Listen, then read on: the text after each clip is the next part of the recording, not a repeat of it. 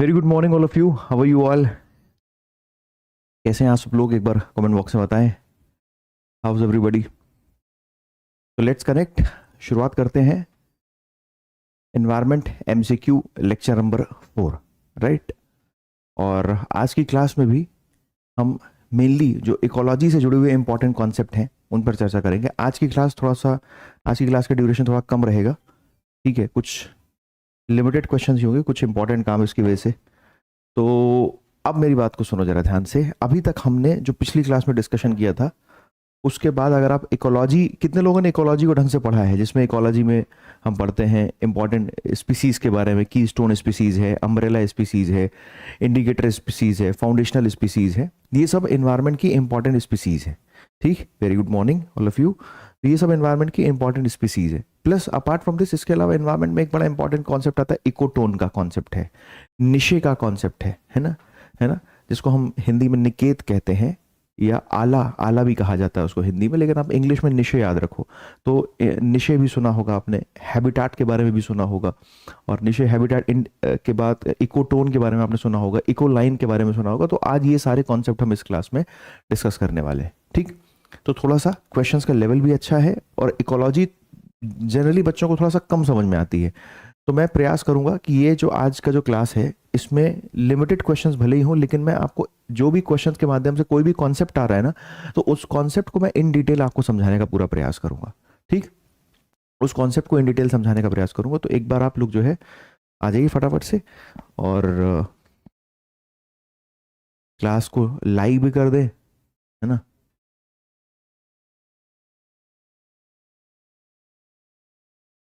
चलो, very good. Telegram channel का link आपको पता है पीछे लिखा हुआ है। अगर आप टेलीग्राम चैनल से कनेक्ट होना चाहते हैं तो इसको, इस लिंक पर आप जैसे ही क्लिक करेंगे सीधे आप मेरे चैनल पर पहुंचेंगे, ठीक है, वैभव शिवहरे ऑफिशियल, ठीक है। और यहाँ से कनेक्ट होकर आप मेरी क्लास की पीडीएफ और लिंक, सारी इन्फॉर्मेशन आपको मिल जाएगी। So without wasting any time, आज का पहला क्वेश्चन आप देखोगे तो वही है, पर्यावरण और पारिस्थितिकी से जुड़ा हुआ है, ठीक है। क्वेश्चन देखो, आज पहला क्वेश्चन है, जो पहला क्वेश्चन है आज का वो ये है, which of the following statement best describes the key stone species. Which of the following statement best describe the key stone species. कौन सा कथन की स्टोन प्रजाति का सबसे बढ़िया वर्णन करता है? क्वेश्चन को पढ़ो और फिर उसके बाद उसका जवाब दो।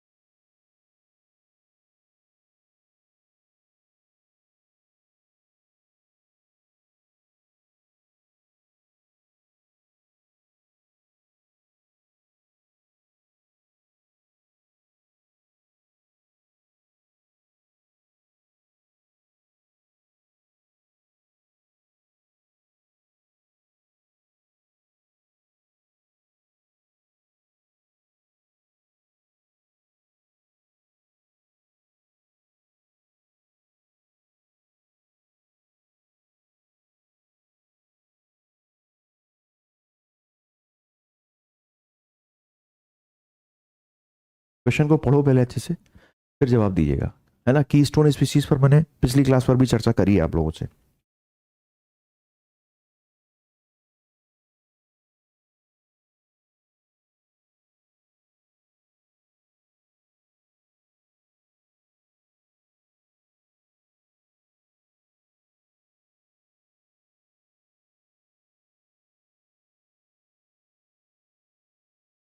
ठीक, देखो क्वेश्चन पढ़ लिया आप लोगों ने ढंग से, ठीक। तो पहला ऑप्शन लिखा है, एक प्रजाति जो हमेशा एक पारिस्थितिक तंत्र में सबसे प्रचुर मात्रा में होती है। दूसरा लिखा हुआ है, एक प्रजाति जिसके हटाए जाने से पारिस्थितिक तंत्र पर असंगत प्रभाव पड़ जाता है। एक ऐसी प्रजाति अगर उसको हम परितंत्र से हटा दें, इकोसिस्टम से हटा दें, तो इकोसिस्टम इनफैक्ट कई बार संभावना इस बात की है, हाँ, संभावना इस बात की है कि पूरा इकोसिस्टम हो सकता है डिवास्टेटेड हो जाए, पूरा इकोसिस्टम खत्म हो जाए, ये भी हो सकता है। इतना, इसलिए तो keystone species are very important. मैंने आपको वो याद रखो, एक वो मम्मी पापा वाला एग्जाम्पल दिया था कि फैमिली में माँ बाप की जो वैल्यू होती है ना, बाप की भी जो वैल्यू होती है, माँ की जो वैल्यू होती है है ना, और यदि परिवार में उनका वो परिवार से हट जाए, ठीक है, या वो नहीं रहे, तो उनके हटने के बाद कई बार परिवार बिखर जाता है, होता है ना ऐसा, क्लियर। तो ऑब्वियसली यहाँ पर बी सही है, लेकिन अभी मैं आपको इस क्लास में इन डिटेल आपको कीस्टोन स्पीसीज के बारे में बताऊंगा, ठीक। ओके, सो की स्टोन स्पीसीज को समझ लेते हैं क्या होता है, क्योंकि की स्टोन स्पीसीज इन्वायरमेंट इकोलॉजी का बहुत इंपॉर्टेंट कॉन्सेप्ट है और यहां से क्वेश्चंस पूछे जाने की मैक्सिमम प्रोबेबिलिटी भी रहती है, ठीक। तो मैंने आपको बताया कि की स्टोन स्पीसीज एक ऐसी स्पीसीज है इकोसिस्टम में कि उसको अगर आपने इकोसिस्टम से बाहर किया तो हो सकता है कि पूरा इकोसिस्टम आपका परितंत्र का विनाश हो जाए या पूरा परितंत्र डिग्रेड हो जाए, ठीक। की स्टोन स्पीसीज कुछ वैसे ही है जैसे एक फैमिली में, एक परिवार में, हमारे परिवार में जो माँ बाप की जो वैल्यू होती है, ठीक है, कि परिवार से अगर माँ बाप ही नहीं, परिवार में अगर माँ बाप दोनों नहीं हैं तो वो परिवार बिखर जाता है, हो सकता है कि परिवार का अस्तित्व भी खत्म हो जाए, ये भी हो सकता है, ठीक। तो माँ बाप का होना परिवार में बहुत ज़रूरी है, क्योंकि उनका सपोर्ट ही हमारे पूरे परिवार को आगे संचालित करता है। सेम इसी तरीके से दोस्तों इकोसिस्टम में keystone species. The concept of keystone species was first introduced by the ecologist Robert Payne in 1969. ध्यान रखिएगा, ये ध्यान रखिएगा कि ये कॉन्सेप्ट कौन लेके आया, तो ये कॉन्सेप्ट लेके आया रॉबर्ट पेन ये कॉन्सेप्ट लेके आया 1969 में। ये भी एक इंपॉर्टेंट फैक्ट है, यहां से भी क्वेश्चन बन सकता है कि जो की स्टोन स्पीसीज है इसका कॉन्सेप्ट किसने इंट्रोड्यूस किया, तो 1969 में रॉबर्ट पेन ने इस कॉन्सेप्ट को इंट्रोड्यूस किया, जो की स्टोन स्पीसीज का जो कॉन्सेप्ट है इन्होंने इसको इंट्रोड्यूस किया, ठीक। अब आप देखोगे तो बहुत आसान भाषा में यहां पर लिखा हुआ है, आप इसको समझ लेंगे पढ़कर। क्या लिखा हुआ है, की स्टोन प्रजाति एक पौधा या जानवर है जो पारिस्थितिकी तंत्र के कामकाज में एक महत्वपूर्ण और अनोखी भूमिका निभाता है। इस प्रजाति के बिना पारिस्थितिकी तंत्र या तो समाप्त हो जाएगा ड्रामेटिकली, या तो खत्म हो जाएगा, या पूरी तरीके से उसका अस्तित्व ही नहीं बचेगा। मैंने अभी क्या बताया, उसका एग्जिस्टेंस ही खत्म हो जाएगा। Keystone species is a plant और एनिमल, मतलब ये कोई प्लांट भी हो सकता है और कोई एनिमल भी हो सकता है। कीस्टोन स्पीसीज कोई प्लांट भी हो सकता है एंड कोई एनिमल भी हो सकता है, that plays a crucial and unique role in a way an ecosystem functions, right?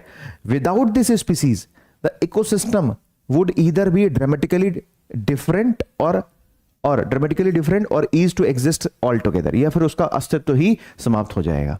I hope याद रख पाओगे इस बात को आप, कि रॉबर्ट पेन ने इस बात को एक्सप्लेन किया। रॉबर्ट पेन ने कहा कि भाई कीस्टोन स्पीसीज ऐसी स्पीसीज हैं इकोसिस्टम में कि अगर आप उसको हटा दो तो पूरे के पूरे इकोसिस्टम का अस्तित्व ही समाप्त हो जाएगा, पूरे इकोसिस्टम का अस्तित्व समाप्त हो जाएगा। अब आप समझो, तो ये स्पीसीज ऐसी हैं, जैसे मैं फॉर एग्जाम्पल देके बताता हूं, एक एग्जाम्पल समझना जरा। जैसे मैं बात करता हूं, बाघ की बात कर लेते हैं हम।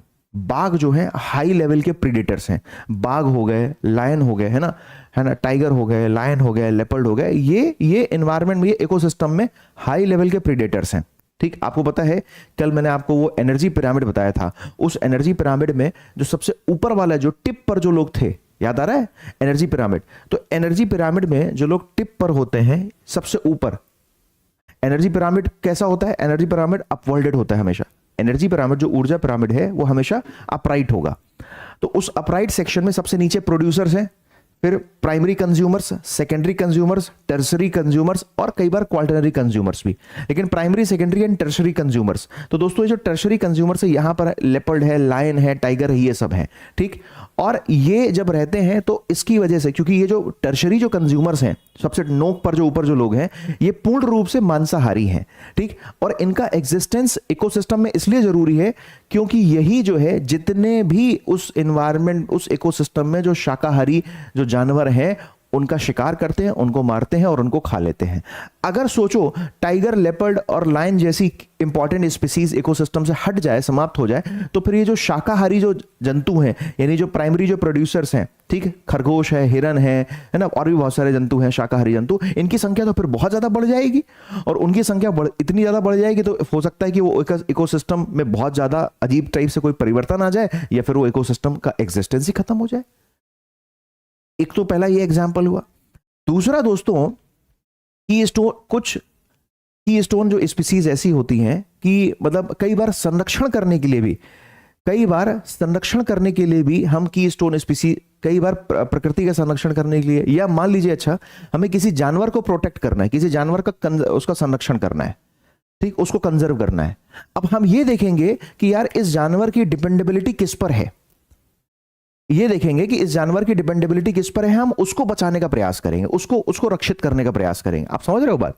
अब किसी व्यक्ति को पता चल जाए कि फलाना जो व्यक्ति है, मान लीजिए कोई एक इंसान है कि उसकी डिपेंडेबिलिटी किसी पर्टिकुलर फूड पर है या किसी पर्टिकुलर हैबिट पर है, तो वो कोशिश करेगा कि उस इंसान को अगर बचा कर रखना है, उस इंसान को अगर जिंदा रखना है, या फिर उस इंसान के एग्जिस्ट को बनाए रखना है, तो जिस वजह से वो इंसान जीवित रह सकता है या जिस वजह से उस इंसान में एनर्जी बनी रह सकती है, हम उसको बचाने का प्रयास करेंगे। आप समझ पा रहे हैं बात क्या? कई बार जैसे तुमने देखा होगा फैमिलीज में बच्चे बहुत सारा नाटक करते हैं, जिद्दी होते हैं, है ना, तो माँ बाप क्या कर देते हैं आजकल, जैसे कि वो भी चूंकि बिजी होते हैं, तो बच्चों को पता है, उनको माँ बाप को पता है कि उनको अगर आप मोबाइल फोन पकड़ा दो तो बच्चा एकदम शांत रह जाएगा, ठीक। तो बच्चे की शांति के लिए, बच्चा पीसफुली घर में रहे, रोए ना, शोर शराबा ना करे, माँ बाप को अपने कामों में डिस्टर्ब ना करे, इसके लिए उसको फोन जरूरी है। तो माँ बाप क्या करते हैं, फिर फोन पकड़ा देते हैं उसको। अभी वो कितना सही है कितना गलत है मैं इस पर चर्चा नहीं कर रहा हूं, ये बात कितनी सही है कितना गलत है I am not discussing about, मैं तो सिर्फ आपको कीस्टोन स्पीसीज का एग्जांपल बता रहा हूं प्रैक्टिकल लाइफ से रिलेट करके। तो वो मोबाइल की भूमिका इतनी महत्वपूर्ण, तो हमेशा वो मोबाइल को स्विच की बैटरी हमेशा ऑन रखेंगे, बैटरी हमेशा फुल रखेंगे, कि कहीं ऐसा ना हो कि मोबाइल की बैटरी डिस्चार्ज हो जाए और मेरा बच्चा उस वक्त रो रहा हो और मैं कोई अपना काम कर रहा हूं तो उसको मोबाइल देकर मैं चुप ना करा सकूं। तो इसलिए मोबाइल का इंपॉर्टेंस हमेशा इसलिए बना है क्योंकि उसको अपने बच्चे को शांत रखना है। तो दोस्तों कुछ जो है स्पीसीज ऐसी हैं जिनका प्रोटेक्शन हमें करना है इकोसिस्टम में, तो उनका प्रोटेक्शन किससे संभव है, हमें उस चीज को प्रोटेक्ट करना पड़ेगा। जैसे एक एग्जांपल बताता हूं, जैसे मान लीजिए बंदर हैं, बंदरों का हमें प्रोटेक्शन करना है, सुनना जरा ध्यान से, बंदरों का हमें प्रोटेक्शन करना है, ये रिसर्च की बात भी है। तो बंदरों के प्रोटेक्शन के लिए अब ये देखा गया कि यार बंदरों की डिपेंडेबिलिटी किस पर है, यानी कौन सा ऐसा फूड है या कौन सा ऐसा हैबिटाट है जहां जिसको खाकर या जहां रहकर बंदर जीवित रहेंगे, स्वस्थ रहेंगे। तो पता चला वो फूड था अंजीर, वो फूड था अंजीर। तो क्या किया इकोलॉजिस्ट ने, क्या किया, अंजीर को की स्टोन स्पीसीज डिक्लेयर कर दिया, बिकॉज अंजीर का एग्जिस्टेंस रहेगा तो बंदरों का एग्जिस्टेंस रहेगा। कितने स्टूडेंट्स को यह बात क्लियर है? Are you getting my point? अंजीर का एग्जिस्टेंस रहेगा तो बंदरों का एग्जिस्टेंस रहेगा। तो ध्यान रखना है, कई बार कुछ स्पीसीज का हमें संरक्षण करने के लिए भी, कुछ स्पीसीज को प्रोटेक्ट करने के लिए, उनको संरक्षित करने के लिए भी हमें ऐसी चीजों को प्रोटेक्ट करना पड़ता है जिस पर उनकी की स्टोन स्पीसीज की डिपेंडेंसी है, डिपेंडेबिलिटी है। Are you getting my point? क्या अब आप लोगों को की स्टोन स्पीसीज क्लियर है? There are some examples of keystone species, अलग अलग एनिमल्स देख रहे हो, जैसे वुल्फ है, जैसे अफ्रीकन एलिफेंट दुनिया के सबसे बड़े एलिफेंट्स में से एक है, और ये अफ्रीकन एलिफेंट्स अफ्रीका के जंगलों में एक महत्वपूर्ण की स्टोन स्पीसीज है। समझ में आई बात क्या? ऐसे वुल्फ इंपॉर्टेंट की स्टोन स्पीसीज है। वुल्फ के बाद आप देखोगे तो पर्पल सी स्टार मैराइन इकोसिस्टम की इंपॉर्टेंट की स्टोन स्पीसीज है, ठीक। इधर पर आप देखोगे ये क्या है, ये बेवर है, यूएसए में पाया जाता है, यूएसए में, मैक्सिको में, कनाडा में, यूएसए, मैक्सिको, कनाडा में इसको इकोसिस्टम इंजीनियर कहते हैं, ठीक है। ये इंपॉर्टेंट की स्टोन स्पीसीज है। ब्लू वाइल्ड बीस्ट की स्टोन स्पीसीज है। तो ऐसे बहुत सारी इंपॉर्टेंट की स्टोन स्पीसीज। अंजीर याद रखिएगा, अंजीर भी एक इंपॉर्टेंट की स्टोन स्पीसीज है। यहां पर आप देखोगे इस डायग्राम को देखो, आप इस इमेज को देखोगे, पिक्टोग्राफिक प्रेजेंटेशन को देखोगे तो लिखा हुआ है इट इज अ स्पीस। अब देखो हिंदी इंग्लिश मत करना, समझो, मैं हिंदी में बोलूंगा, भले इंग्लिश में लिखा है आपको समझ में आ जाएगा। It is a species whose addition और लॉस, किसी का आना या चले जाना, from an ecosystem leads to a major change. कोई ऐसा अच्छा व्यक्ति आपके परिवार में आ जाए तो हो सकता है आपके परिवार की दिशा दशा दोनों बदल जाएगी, लेकिन हो सकता है वही अच्छा व्यक्ति आपके परिवार से चला जाए तो बहुत बड़ा डैमेज हो जाएगा, परिवार को बहुत बड़ा लॉस हो जाएगा। So it is a species whose addition और loss from an ecosystem leads to a major change, right, occurrence of at least one other species, ठीक। दूसरी इंपॉर्टेंट बात ध्यान रखिएगा, if a keystone species is lost, it will result in a degradation of the whole ecosystem. ये अगर मान लीजिए कोई एक कीस्टोन स्पीसीज का लॉस हो जाता है तो पूरा का पूरा इकोसिस्टम डिग्रेड हो जाएगा। ये बात ध्यान रखिएगा, इंपॉर्टेंट बात है, पूरा का पूरा इकोसिस्टम डिग्रेड हो जाएगा। ठीक, इसलिए इतना इंपॉर्टेंस है। रॉबर्ट पाइन ने इसका इंपॉर्टेंस पहली बार 1969 में बताया। ठीक है, ध्यान रखिएगा, consider more important determining the presence of many other species in the ecosystem. मैंने बताया एक लाइन इंपॉर्टेंट है। ठीक है, ध्यान रखिएगा, ये आपको दिख रहा है क्रोकोडाइल इंपॉर्टेंट कीस्टोन स्पीसीज है, टाइगर इंपॉर्टेंट कीस्टोन स्पीसीज है। फिर मैंने आपको बताया कि ये जो आपको दिख रहा है African elephant important keystone species है। ये टॉप लेवल के, ये दोनों तो ये तीनों टॉप लेवल के प्रेडेटर्स हैं। ठीक, और उसके बाद याद रखिएगा, ध्यान रखिएगा, उसके बाद आप ये देख रहे हो यहां पर ये कुछ ऐसी वनस्पतियां, जैसे मैंने आपको अंजीर बताया, तो अंजीर is also a very important keystone species. मैं उम्मीद कर रहा हूं कि इससे ज्यादा डिटेल में कीस्टोन स्पीसीज को शायद आपने पहले नहीं पढ़ा होगा। ठीक है, और इसको पढ़ने के बाद, मेरे ये आपको लेक्चर डिलीवर करने के बाद कीस्टोन स्पीसीज को पढ़ने में मुझे नहीं लगता कि कोई दिक्कत, कोई समस्या होनी चाहिए। कुछ और कंटेंट भी आप लोगों के लिए वो भी दिखा देता हूं। ये उष्णकटिबंधीय जातियां जो अपने आहार व्यवहार में अत्यंत विशिष्ट होती हैं, ये एक या कुछ संबंधित पादप जातियों पर निर्भर रहती हैं, है ना, एक या पादप जातियों पर निर्भर रहती हैं। प्रत्येक उष्णकटिबंधीय पादप जाति के विलोपन का परिणाम 10 से 30 तक प्रजातियों के विलोपन से होता है ना। अगर आपने एक ऐसी जाति का गायब हो गई, एक ऐसी जाति, इसीलिए तो आपको पता है ना IUCN क्या करती है, IUCN international union for conservation of nature. आपको पता है कि हम जो है प्रोजेक्ट टाइगर लेके आए थे। प्रोजेक्ट टाइगर, आपको पता है हमारे यहाँ टाइगर्स की संख्या बहुत कम हो गई थी, टाइगर की संख्या बहुत कम हो गई थी। 1974 में हम प्रोजेक्ट टाइगर लेके आए, क्योंकि टाइगर एक इंपॉर्टेंट कीस्टोन स्पीसीज है। अगर टाइगर ही हमारे इकोसिस्टम, पूरी फूड चेन होती है ना, खाद्य श्रृंखला, उससे अगर इंपॉर्टेंट कीस्टोन, उस फूड चेन में, समझिए ध्यान से, उस फूड चेन में अगर इंपॉर्टेंट कीस्टोन स्पीसीज ही लुप्त हो जाएगी तो फिर कैसे काम चलेगा। इसलिए international union for conservation of nature IUCN important species जो है, फ्लोरा, फौना, एनिमल्स, इनको प्रोटेक्ट करती है, इनको कंजर्व करती है। भारत सरकार भी प्रोजेक्ट टाइगर, भारत सरकार लेके आई, भारत सरकार प्रोजेक्ट एलिफेंट लेके आई। तो ये सब जितने भी प्रोजेक्ट लेके आते हैं हम कंजर्व करने के लिए, इनका पर्पस ये होता है कि इकोसिस्टम का, पूरे परितंत्र का दोस्तों अस्तित्व बना रहे। हाँ, 1973 में आया था प्रोजेक्ट टाइगर। ठीक, तो अत्यधिक प्रबल कीस्टोन स्पीसीज शीर्ष परभक्षी होते हैं।